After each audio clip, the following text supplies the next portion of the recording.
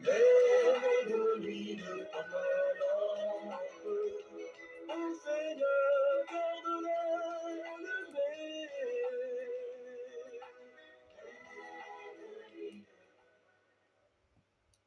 Ce qui compte, chers frères et sœurs, ce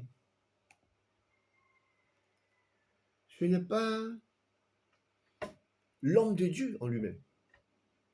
Ce qui compte, c'est le message.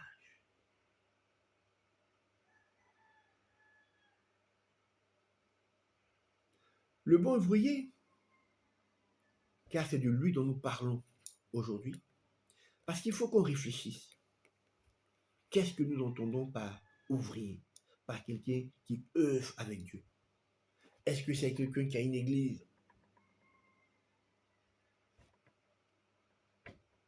qui est tous les jours remplie de nouvelles personnes, où il n'y a carrément pas de place, avec des programmes tout le temps? Et c'est quoi l'ouvrier? Paul nous répond. Ce qui compte et ce qui caractérise le bon ouvrier, c'est qu'il y a chez lui ce souci permanent, comme une obsession, d'enseigner la parole de vérité. C'est un credo. C'est plus qu'un credo. C'est plus qu'un cri du cœur. C'est son quotidien. C'est ce qu'il est.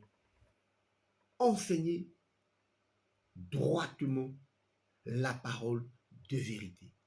Il a ce souci d'enseigner. Il enseigne la parole de vérité. Il a toujours cette remise en cause. Il a toujours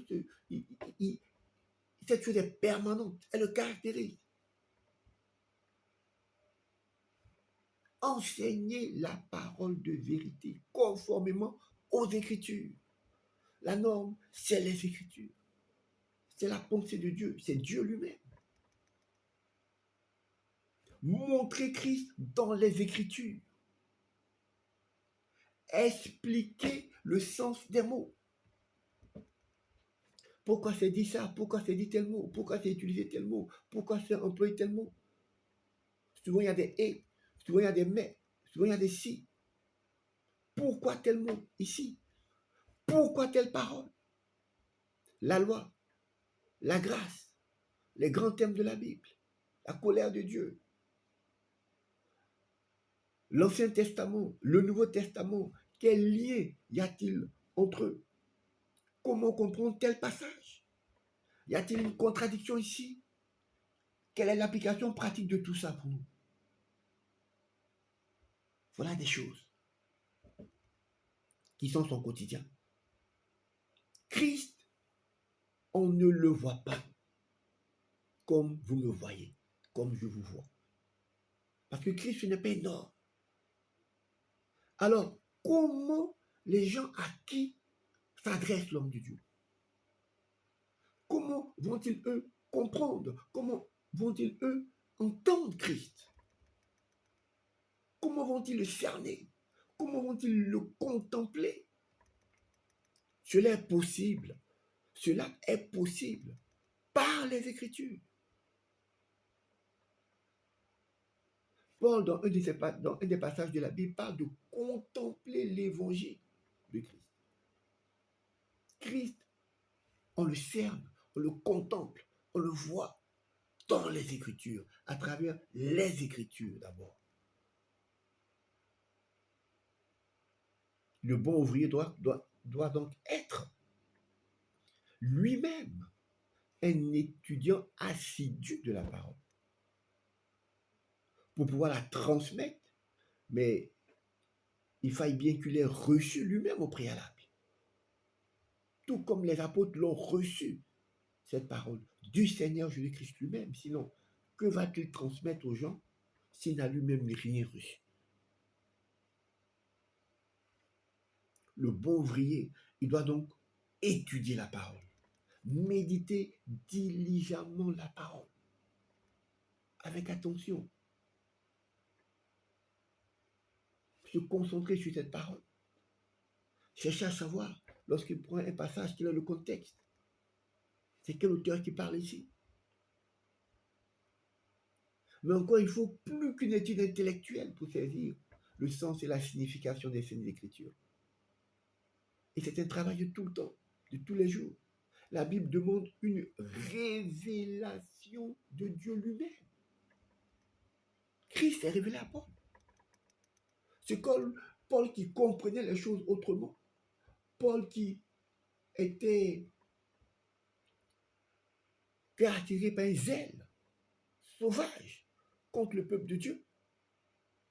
Mais lorsque Christ s'est révélé à lui, Paul est devenu celui qui a dispensé droitement la parole de vérité. Pendant 3 ans, il a appris. Pendant 3 ans, il était à l'écart.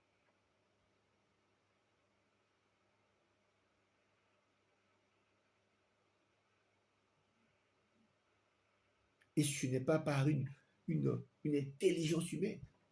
Christ s'est révélé à lui. Et Christ se révèle aussi aujourd'hui dans les Écritures. Et nous avons besoin de son esprit pour comprendre. Il faut la révélation de Dieu qui est dans les Écritures. Parce que nous devons comprendre la Bible, pas avec notre intellect, mais avec l'Esprit de Dieu, pour comprendre la pensée de Dieu. Parce que la Bible telle, celui-là qui connaît la pensée de l'homme, c'est l'Esprit de l'homme. Donc l'Esprit de Dieu, il connaît la pensée de Dieu, parce qu'il sonde même dans les profondeurs de Dieu.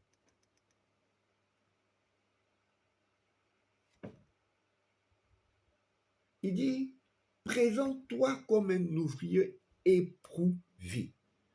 Voici un autre mot qui est important. Éprouvé. Qu'il a éprouvé? Dieu. Il dit, présente-toi comme un ouvrier éprouvé. Présente-toi à Dieu comme un ouvrier éprouvé. Mais qui est éprouvé ici? Qu'est-ce qui est éprouvé? Dans le contexte du passage,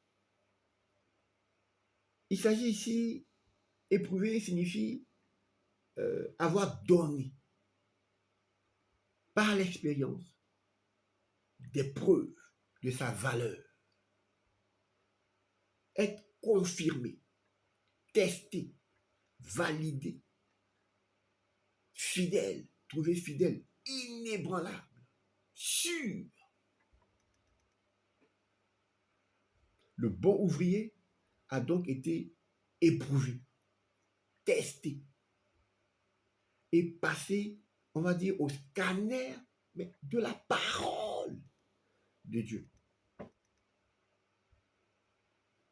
Et non éprouvé par les hommes, ceux qui l'écoutent, avec leur évangile à eux, les choses qu'ils aiment entendre. On dit, oh, lui là, c'est un grand homme de Dieu, le message était puissant. Sur quelle base? Si c'est sur la base de ce que les hommes pensent, c'est bon. Mais c'est hors jeu. Le critère, c'est la parole de Dieu elle-même. Le critère, c'est Dieu lui-même. Celui qui éprouve, c'est Dieu. Celle qui éprouve, c'est les Écritures. Elle-même.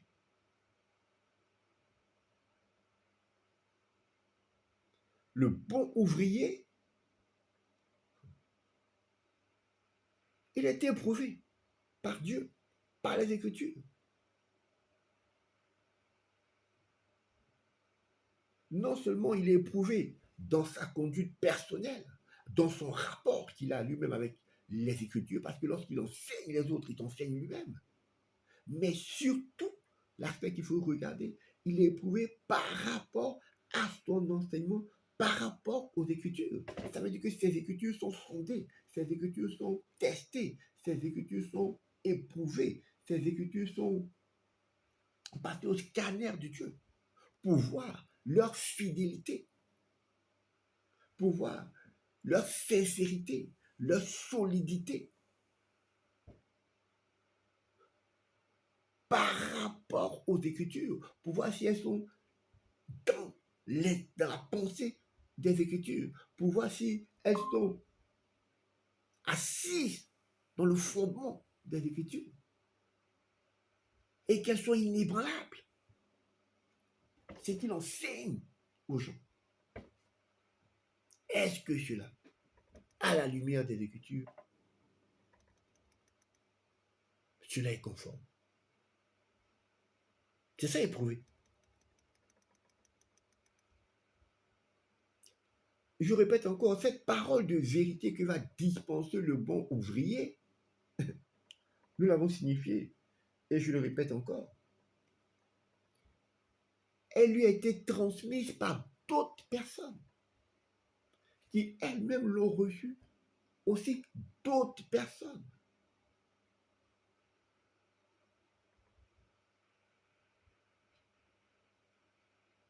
Et ces enseignements sont assis sur un élément important.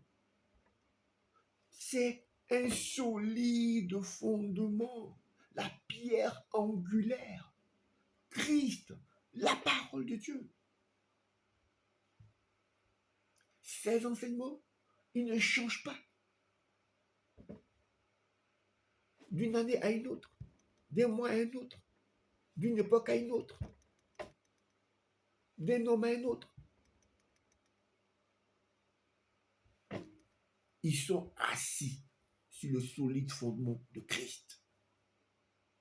Au fil des âges, au fil des temps, ils passent d'homme en homme. Mais ce qui se transmet, c'est le même message, Jésus-Christ. Ils sont assis sur ce fondement solide. Et chaque homme de Dieu vient dans son temps, à son heure, dans son contexte, non pas pour venir fabriquer un autre évangile, non pas pour venir construire sur un autre fondement, non pas pour venir bâtir sur un autre fondement, comme dit Paul, mais il bâtit sur le fondement solide de la parole. Merci Seigneur. Les patriarches, les prophètes, les apôtres, c'est cette parole sûre qu'ils ont reçue, prêchée. Et le bon ouvrier à son tour, c'est celle-là qu'il reçoit. Et à son tour, il va la transmettre fidèlement.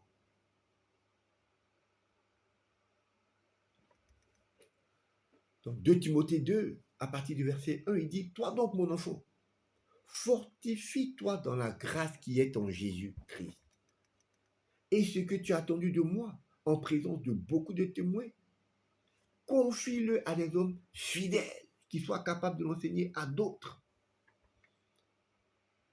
Il dit bien, ce que tu as attendu de moi en présence de beaucoup de témoins, confie-le à des hommes fidèles, qui soient capables de l'enseigner aussi à d'autres.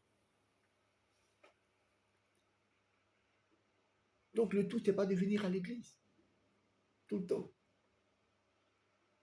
mais c'est de recevoir la bonne parole et de la transmettre fidèlement. Donc l'homme de Dieu, il reçoit la parole. Il doit la transmettre telle qu'il a reçue, sans rien retrancher, sans rien ajouter. Le bon ouvrier, donc, il n'a pas à rougir de son enseignement, parce qu'il a été éprouvé par Dieu au regard de la parole elle-même. Car ces enseignements, ces prédications sont bâtis sur le solide fondement, sur le solide fondement qui est Jésus-Christ, sur le fondement des apôtres. Et ces enseignements ont démontré quoi? Leur fiabilité. On peut se fier à ce qu'il dit au regard de la parole. Ce sont des enseignements qui sont solides, qui sont forts, que le chrétien peut manger pour grandir, pour croître dans le Seigneur. Elles contribuent à son édification parce qu'elles sont conformes aux Écritures. Elles sont dans la pensée de Dieu. S'il y a un ouvrier, si des gens ont été appelés prophètes, pasteurs, évangélistes, docteurs, enseignants, c'est pourquoi? Pour l'édification du corps de Christ. Et ce qui édifie le corps de Christ, c'est la parole qui est dispensée droitement. Parce qu'elle révèle Christ.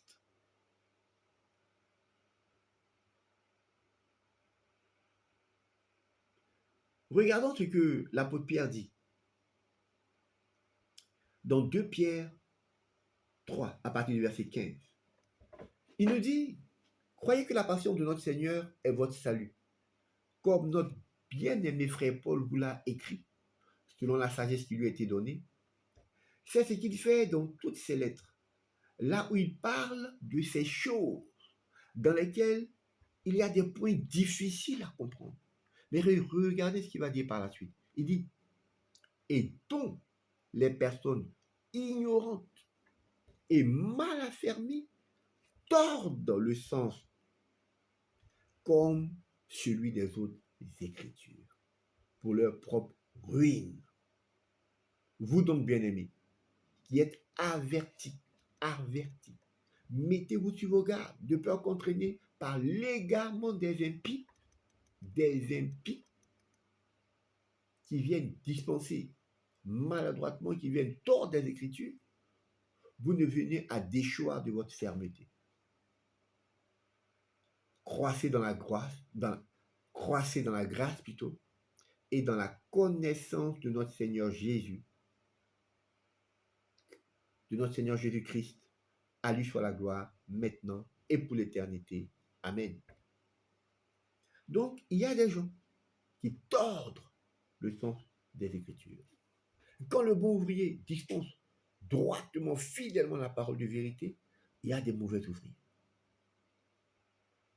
qui sont dans la maison de Dieu et qui sont omnibuleux, eux, par tordre le sens des Écritures et amener plusieurs avec eux. Il ne s'agit pas d'ajouter à la parole de Dieu. Non. Il ne s'agit pas de tordre le sens des Écritures, de présenter des choses que les gens aiment entendre pour attirer les foules, ou bien avoir des vues, des likes, fabriquer des programmes avec des titres accrocheurs, comme des films, comme voici Hollywood, ou je ne sais pas, ou encore les 12 clés pour réussir son mariage, parce que les gens sont friands de mariage. Les 12 dimensions spirituelles du chrétien, les 7 portes de la bénédiction, etc., etc.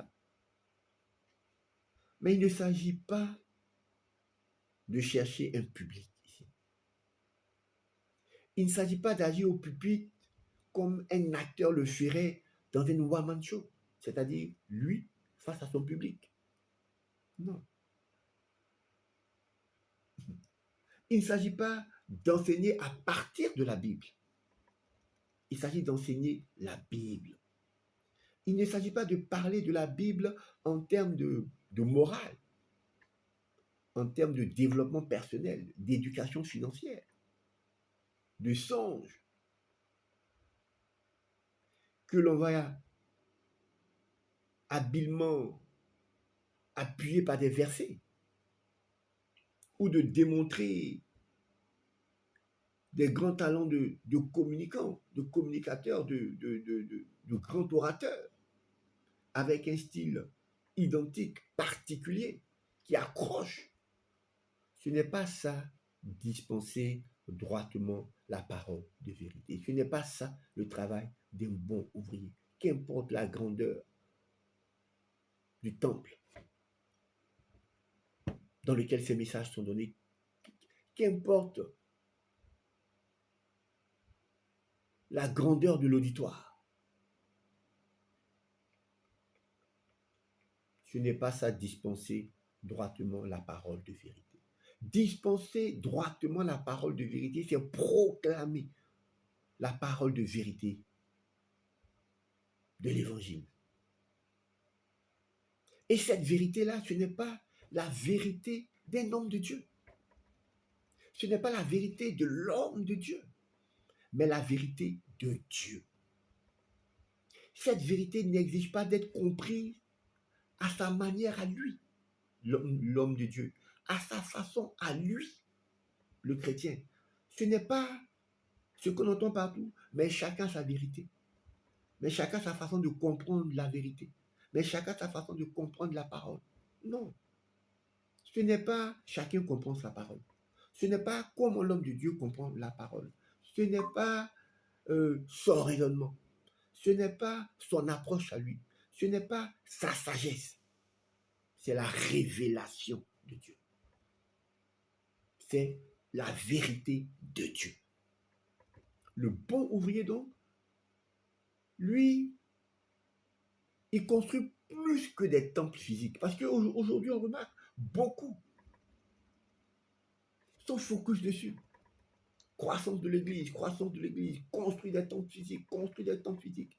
Le bon ouvrier, il construit plus que des temples physiques. Il bâtit des hommes. Il bâtit des pierres vivantes. Comment? Par la parole de vérité. Qu'il dispense droitement. Il ne s'agit pas d'ajouter numériquement à l'assemblée. Et à parler de croissance, c'est quoi l'indicateur de croissance ici? Le nombre de personnes. Pierre a prêché 3000 âmes. Se sont ajoutés à l'église ce jour. Il a prêché la parole de vérité. Il n'a pas présenté à ces hommes des choses qui vont leur plaire. Il a parlé de Jésus-Christ. Il a parlé de repentance. Le Saint-Esprit a fait le travail. Il l'a prêché par cette parole qu'il a prêchée. 3000 personnes. Je vous encourage à aller lire ce passage. Et regardez que Paul n'a pas dit des choses. Il n'a pas flatté des gens. Mais il y a un élément important dans Actes qui le dit. Il dit quoi? Il dit, et le Seigneur a ajouté lui-même chaque jour à l'église ceux qui étaient sauvés. Il ne s'agit pas de courir partout pour remplir les assemblées et puis dire que l'église croit. C'est le nombre des gens qui sont là-bas qui croient. Mais la croissance, quand la Bible dit qu'il y a la joie dans les cieux, quand quoi? Quand une seule âme est sauvée. Pas qu'il faut forcément envoyer une seule âme, mais c'est qui compte, il n'y a pas le nombre. Qu'est-ce qu'il croit? De quelle croissance pouvons-nous parler en dehors d'une parole de Dieu dispensée dans la vérité? De quel réveil on parle quand il n'y a pas de vérité, que tous les hommes sont morts dans les ténèbres? Non. Il ne s'agit pas d'ajouter numériquement à l'assemblée, de parler de tout sauf de l'évangile.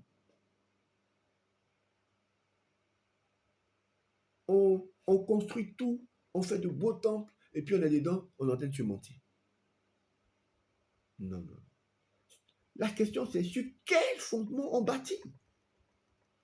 Sur le fondement solide, qui est Jésus-Christ. Sur le fondement des apôtres. Parce que quand on regarde, mais on n'a rien à inventer, il n'y a rien à créer encore. On doit continuer, on doit être dans une continuité de foi, mais assis sur la même foi qu'avaient les apôtres. Sur quel fondement on bâtit? Paul dit, personne ne doit venir bâtir sur un autre fondement que celui qui a déjà été posé, Christ. Mais si on bâtit sur un autre fondement, en dehors du fondement solide, mais de quelle croissance on parle?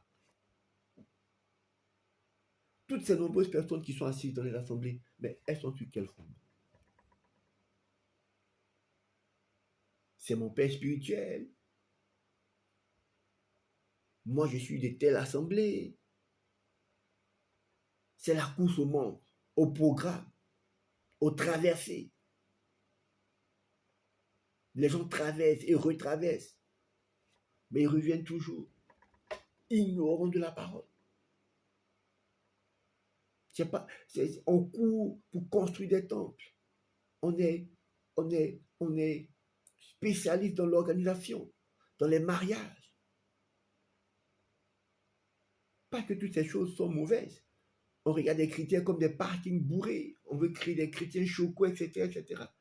On dit l'Église croit. Mais je pose la question.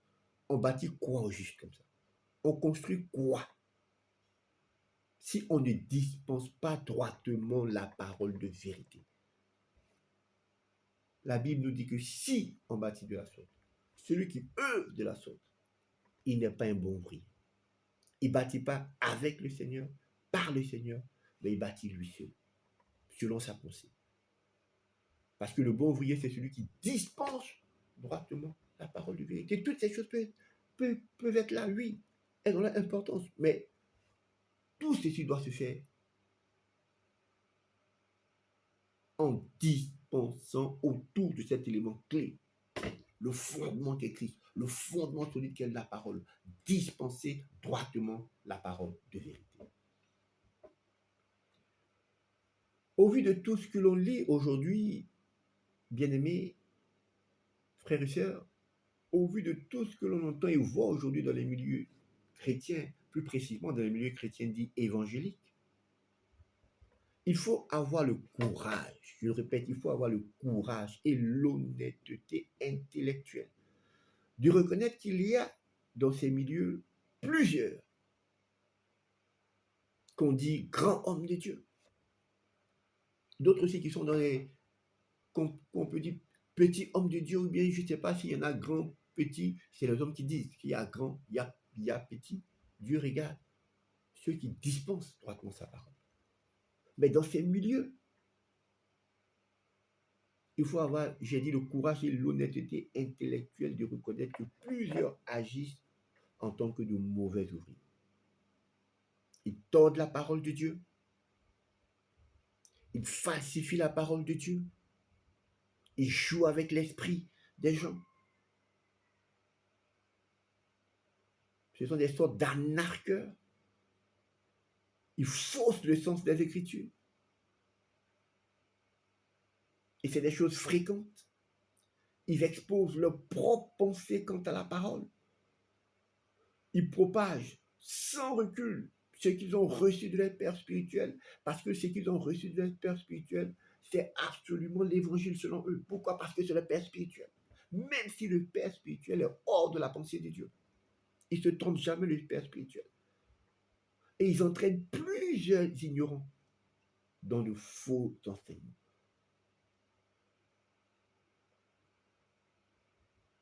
La parole de Dieu, elle est claire, elle est cohérente, plus que cohérente, et elle s'explique par elle-même, parce que Dieu n'est pas un Dieu à la pensée confuse. Le problème, c'est nous les hommes.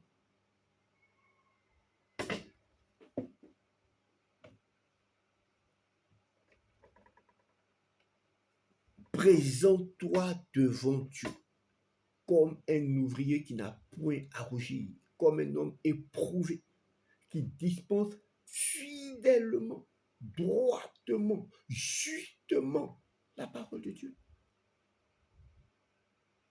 Il n'est pas dit, présente-toi devant les hommes et puis dis ce que tu veux dire. Si c'est rempli, c'est bon. Si ça tombe là-bas, c'est bon. C'est pas ce qui est écrit. Si ton église est internationale, présente dans le monde entier, c'est bon. C'est pas ce qui est dit. Ce qui est dit, c'est pas le nombre. Je répète, la Bible dit, c'est la joie dans les cieux sur une seule âme est sauvée.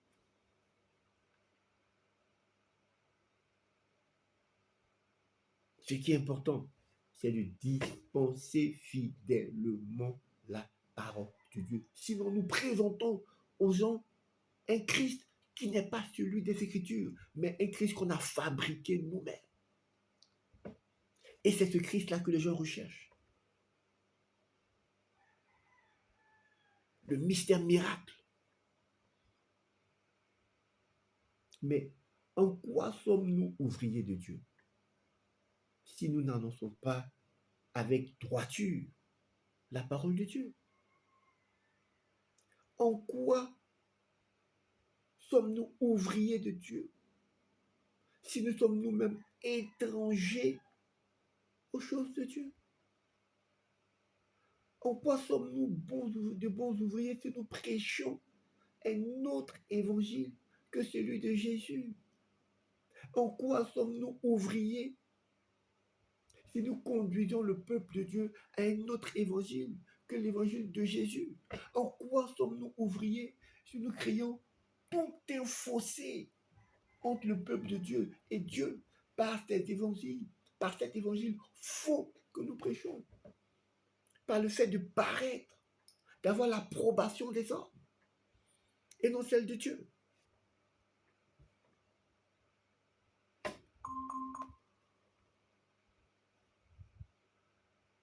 Je le répète, souvent ça choque, mais c'est la vérité. On peut d'abord prêcher toute l'année, faire toutes sortes de programmes avec une tellement belle organisation, mais au fin de compte, n'avoir jamais prêché l'évangile, n'avoir jamais prêché Christ.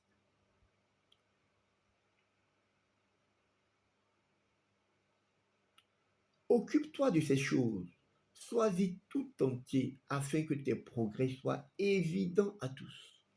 C'est ce que nous dit 1 Timothée 4, verset 15. Occupe-toi de ces choses, la parole. Sois-y tout entier afin que tes progrès soient évidents de tous. Et Paul ajoute encore, attache-toi à la lecture, à l'exhortation et à l'enseignement. Il dit encore, considère ce que je dis, car le Seigneur te donnera de l'intelligence en toutes choses. 2 Timothée 2, 7. Ces versets-là nous incitent à nous occuper de la parole de Dieu, à y attacher la plus grande importance, à la considérer comme il se doit, en tant que de bons ouvriers.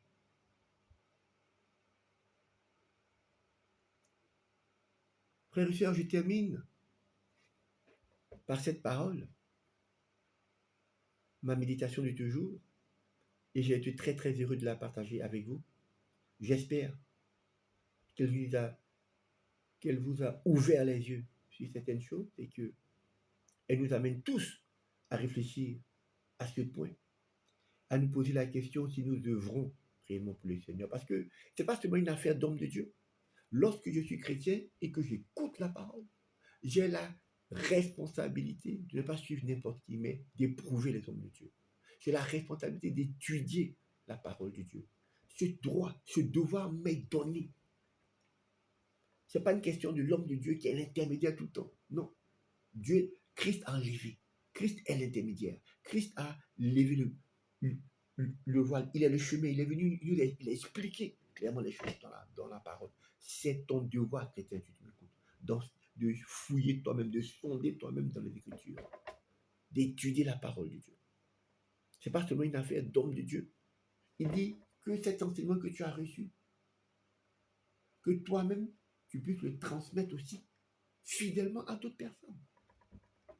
Et c'est encore plus important lorsque nous sommes hommes de Dieu, dédiés à cela. Œuvrons dans le champ de Dieu, avec et par Dieu. Mais sommes-nous de bons ouvriers qui peuvent se tenir devant Dieu sans honte, passer à son scanner, car dispensant et pratiquant la parole de vérité?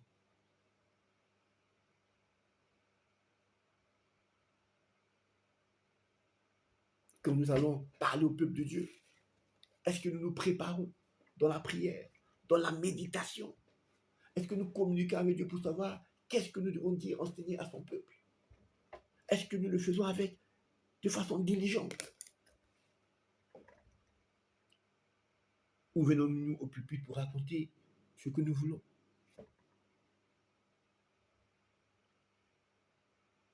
Vous savez, on peut être homme de Dieu pour les hommes, mais pas pour Dieu. Alors qu'on dit bien homme de Dieu.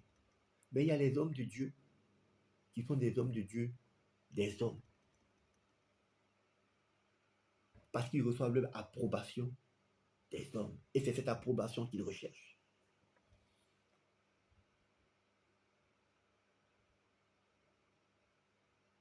Ou sommes-nous des ouvriers qui travaillent non pour l'approbation des hommes, mais pour celle de Dieu, en dispensant droitement la parole de vérité?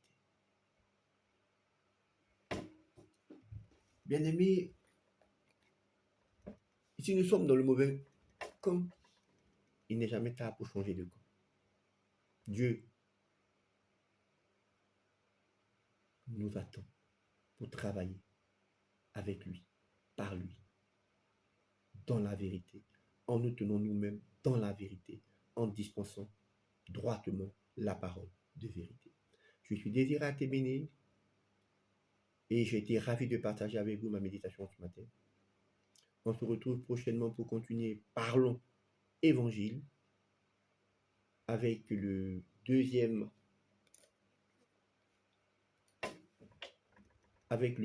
point concernant la colère de Dieu.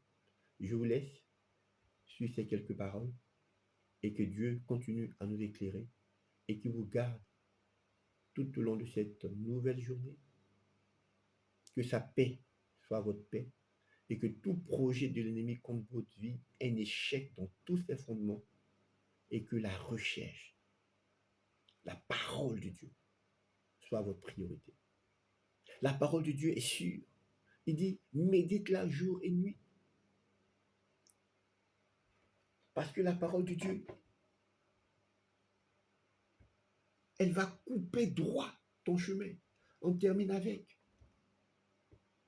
2 Samuel 22, 31. Je le lis. 2 Samuel 22, verset 31. 2 Samuel 22. 2 Samuel 22. 2 Samuel 22, verset 31, que dit la parole de Dieu? Elle dit, les voies de Dieu sont parfaites. La parole de l'Éternel est éprouvée. Éprouvée. Il est un bouclier pour tous ceux qui se confient en lui. Les voies de Dieu sont parfaites. La parole de Dieu est parfaite. La parole de l'Éternel est éprouvée. Elle est sûre.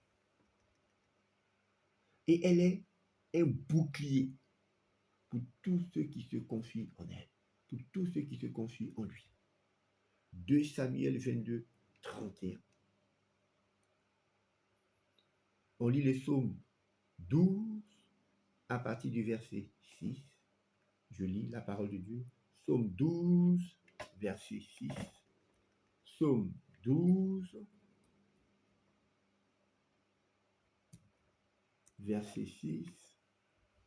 Psaume 12, verset 6, il dit, les paroles de l'Éternel sont des paroles pures, un argent éprouvé sur terre, au creuset, et 7 fois épuré.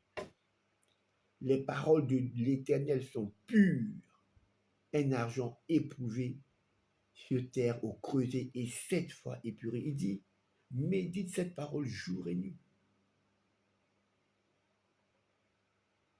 Et cette parole, dans les difficultés, dans la forêt, on peut imaginer dans laquelle tu te trouves, cette parole, elle va couper droitement ton chemin, afin que tu trouves ta voie, afin que tu trouves le chemin que Dieu a tracé pour toi, bien avant. Que Dieu nous bénisse et que Dieu nous garde. Bonne journée à tous et à toutes.